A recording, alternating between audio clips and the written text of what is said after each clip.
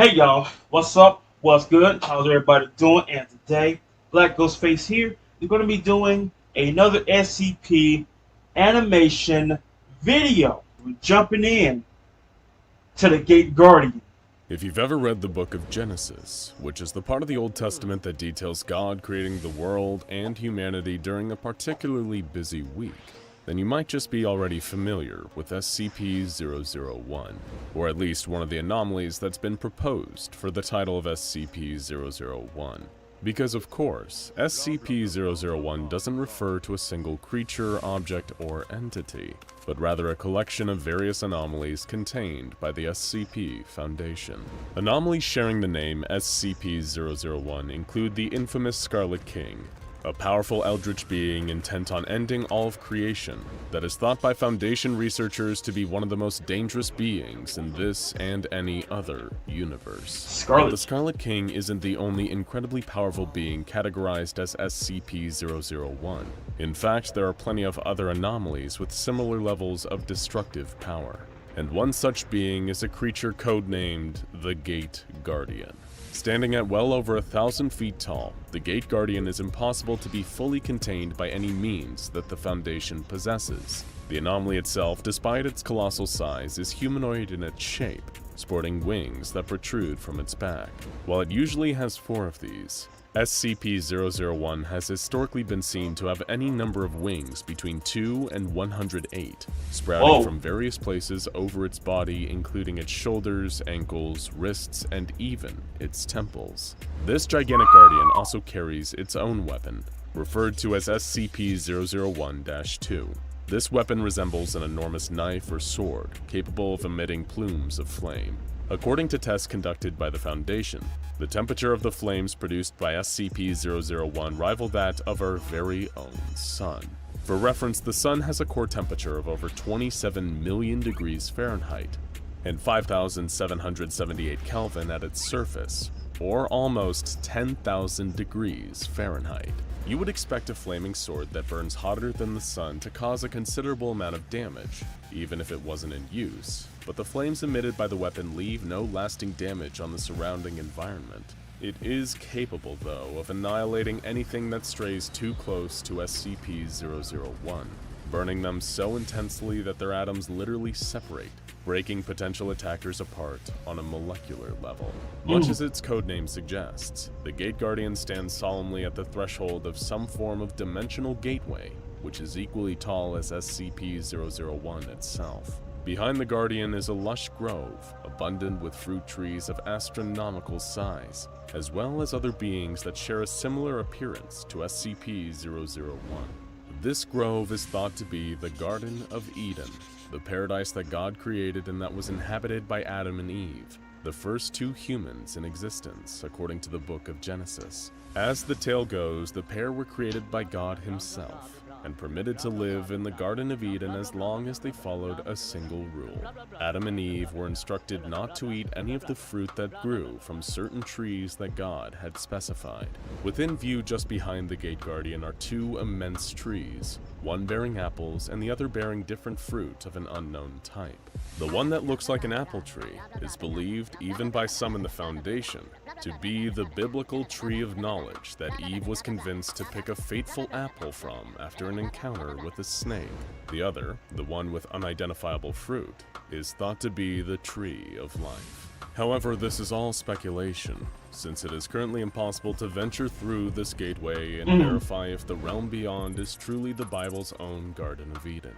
This is largely because anything that breaches a kilometer-wide radius of SCP-001 is instantly vaporized. Whoa! The Gate Guardian attacks with imperceptible speed, using its flaming sword to smite any person that gets too close. The Guardian actually moves so fast that it can hardly be seen with the naked eye. It appears to always remain in its solemn, dutiful stance with its weapon drawn and head bowed, only shifting for a fraction of a nanosecond to attack. Ranged attacks against the Guardian are just as ineffective, with all projectiles fired at SCP-001 reduced to atoms before they can do any harm.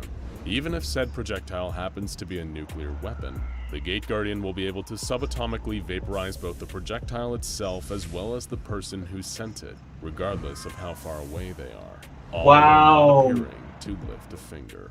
During an experiment involving SCP-001 on December 26, 2004, an SCP Foundation nuclear submarine called Nautilus launched a series of multi-warhead intercontinental ballistic missiles at the Gate Guardian.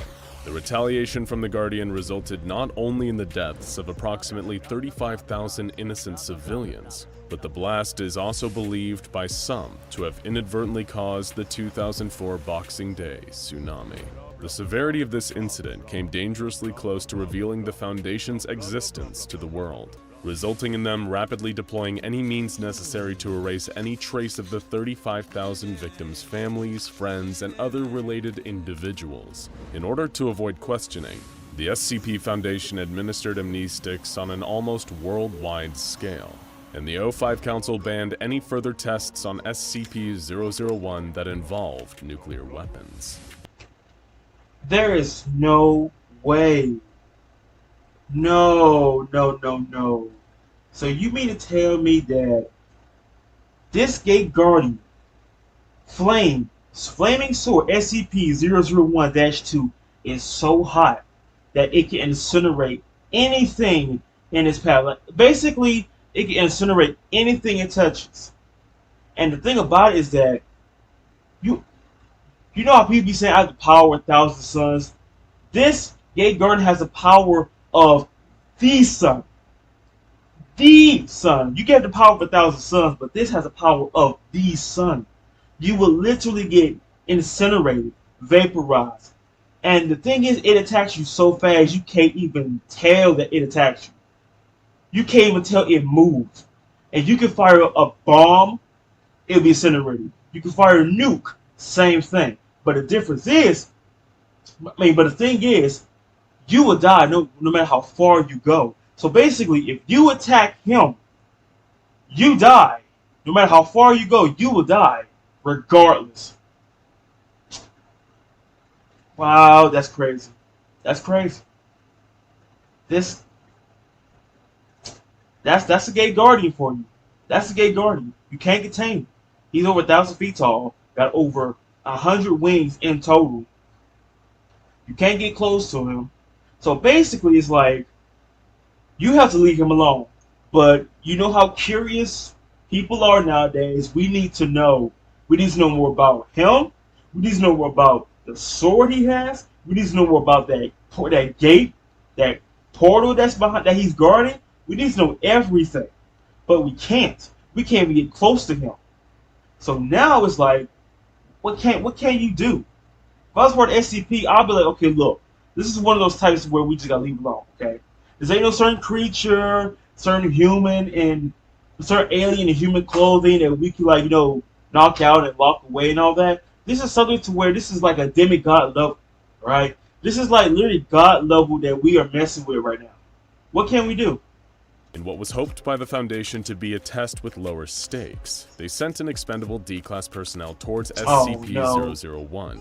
The D-Class approached the area where the Gate Guardian is located, and as soon as they saw it, they could hear a very clear command in their mind: leave.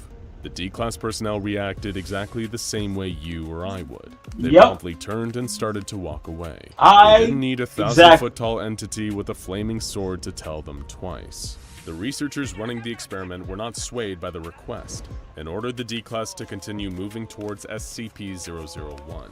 When the D-Class continued to ignore their commands, they were terminated, as is standard policy when dealing with an insubordinate member of D-Class. SCP-001 appeared not to like this for some reason, though, and the researcher site as well as the researchers themselves were immediately obliterated by an unknown force, though it's a pretty safe guess that a certain flaming weapon was responsible.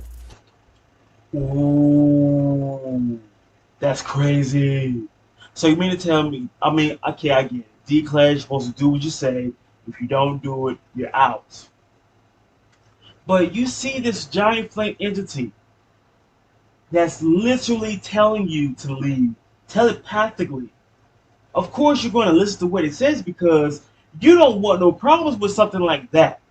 Now, of course, if it's a human being telling you to leave, of course, you're like, man, you ain't gonna do nothing. But if you see something like that, looking down at you like the insignificant ant that you are, telling you to leave, you ain't gotta tell me twice. Say no more, I'm out of here. But the fact that they killed the D-Class because you didn't follow my orders. The Gate Guardian didn't like that, and he incinerated them. He didn't vaporize them. He incinerated them.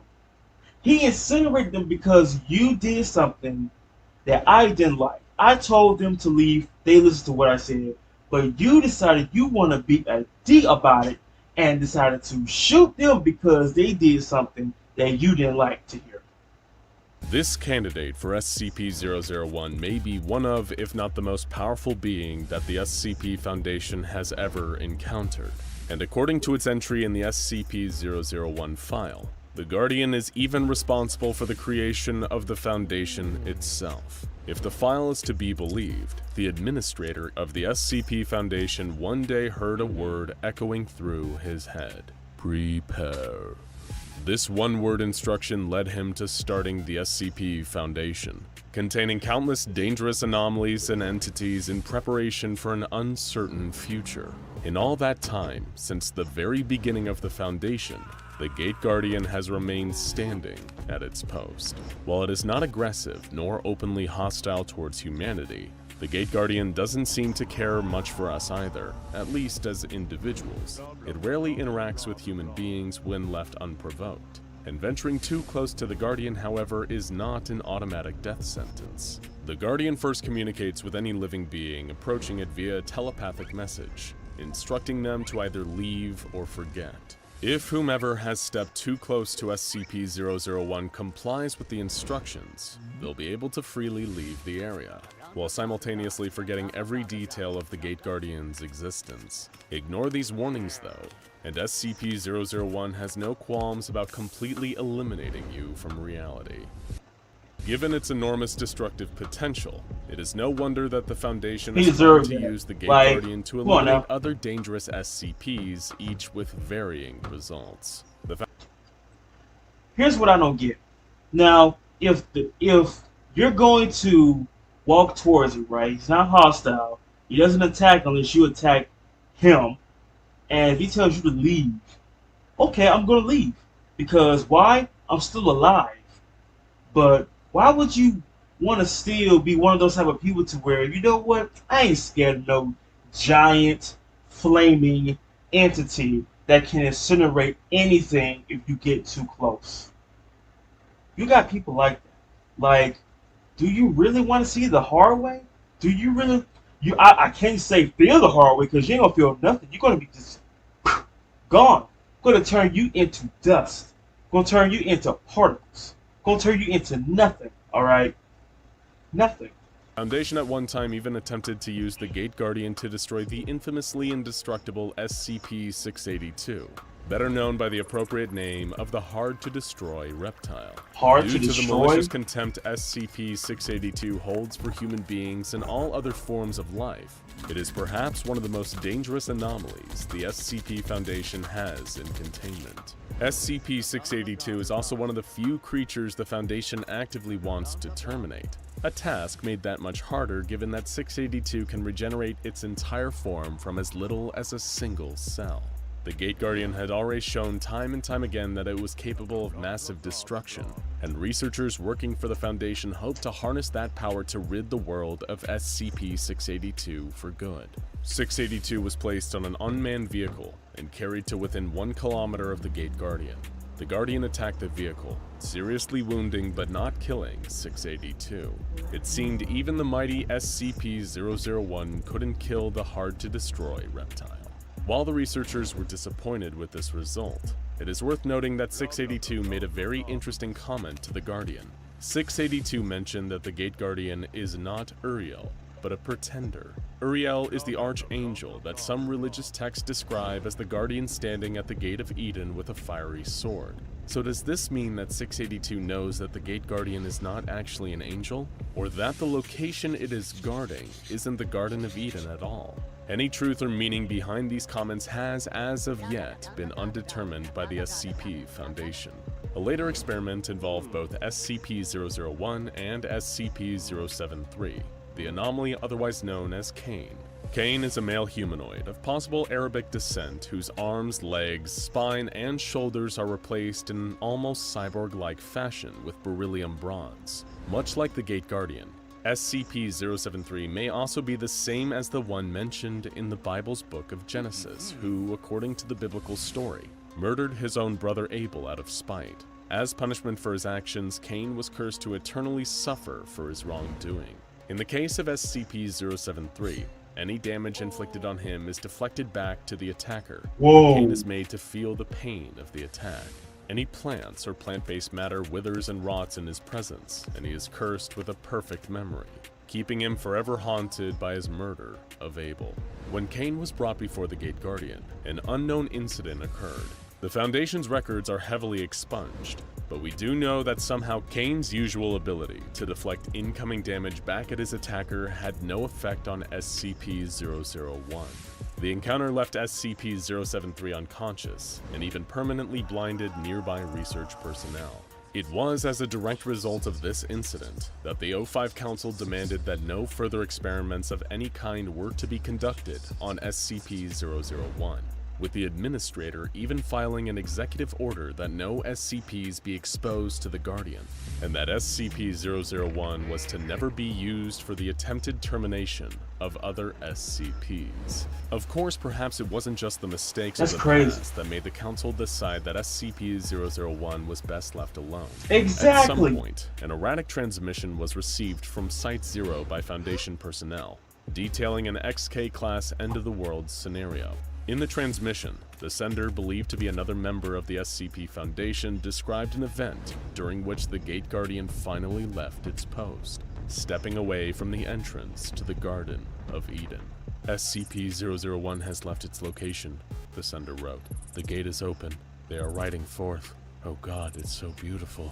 The transmission then goes on to repeat various phrases including, "The Lord shall reign forever," and "Hear, O Israel, the Lord our God, the Lord is one." What can be inferred from the rambling transmission is that the event being described is the end of the world.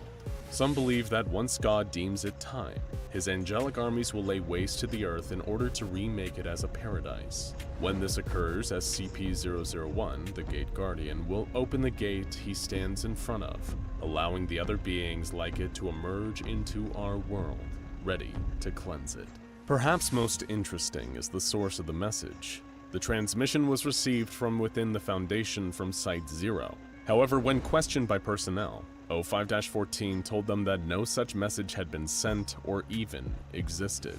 While some disregarded the transmission telling of the end of the world as a hoax, it was then that a timestamp was discovered. This warning had not been sent from Site-0, at least not yet, and was dated several years in the future.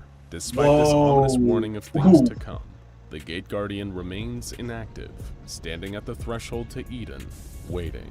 Now check out SCP-001, which is the real SCP-001, and SCP-001 The Children, our Borocycle, for more facts about the mysterious SCP-001. Wow. That's crazy. That's crazy. First they went to the offensive, trying to, use a tank. That didn't work. Fire missiles, that didn't work. Nuclear missiles, that didn't work either. Because they all been incinerated or vaporized, and so did everyone else who tried to attack them.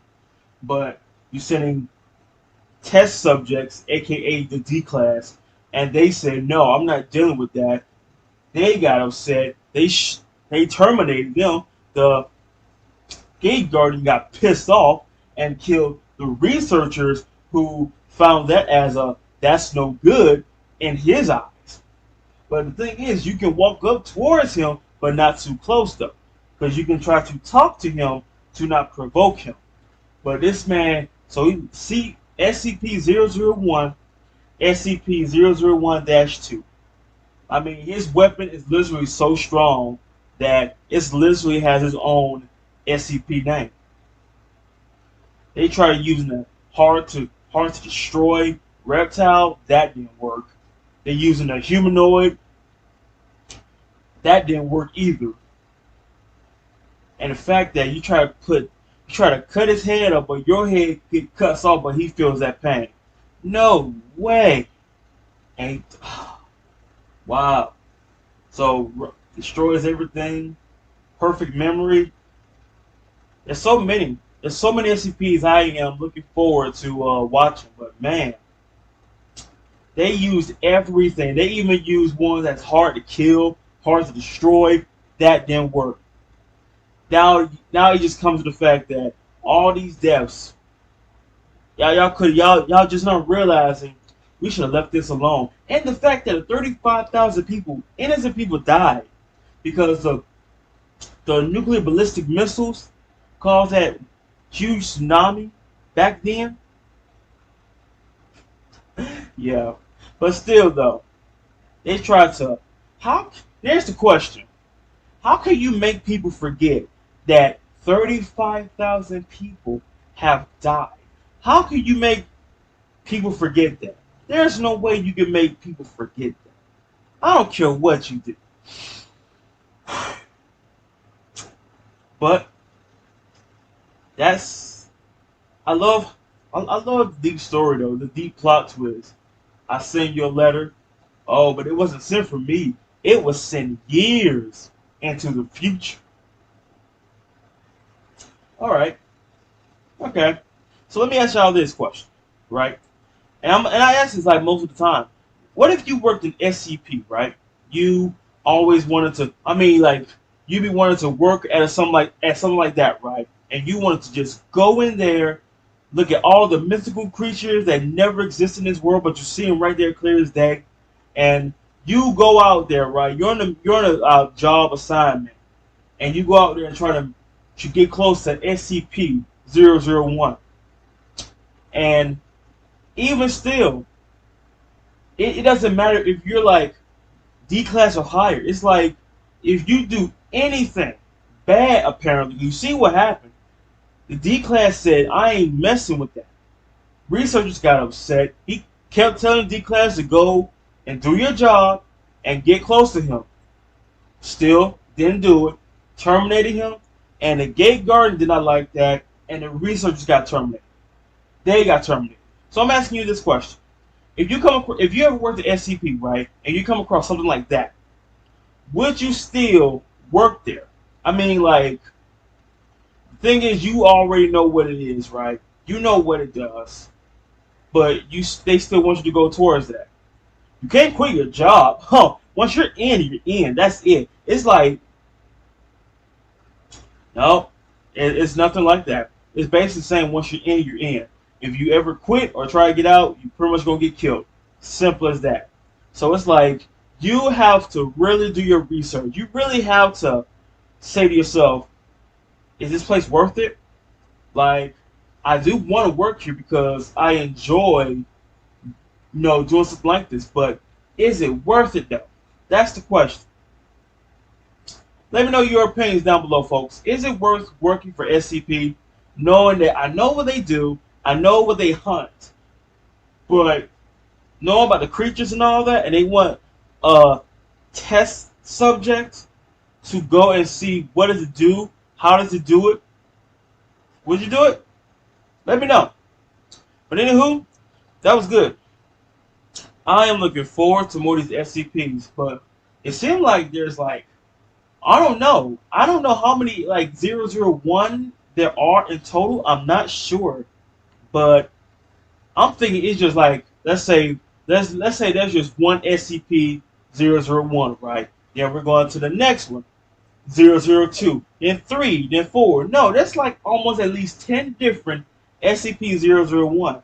And I will say this, for the last SCP-001, the last one I'm going to do for that one is, which is the real SCP-001. I'm curious. I really am, because I want to check out the rest of them, and I want to see which one, once I see them all, and I go to the last one for SCP-001, which is the real one, I'm curious to know which one is the real one. So stay tuned for that, folks. Like I said, I'm going to be jumping all over this SCP-001 animation. I really am. But, yeah, hope y'all enjoyed this video. Reactions, you know how to get my attention. If you're new, you want to stay tuned to more reactions coming your way. every day. Stab that button down below and I will continue to give you a show. Now, I hope you have a good day. Hope you stay safe. And yes, you already know. Peace out, yo.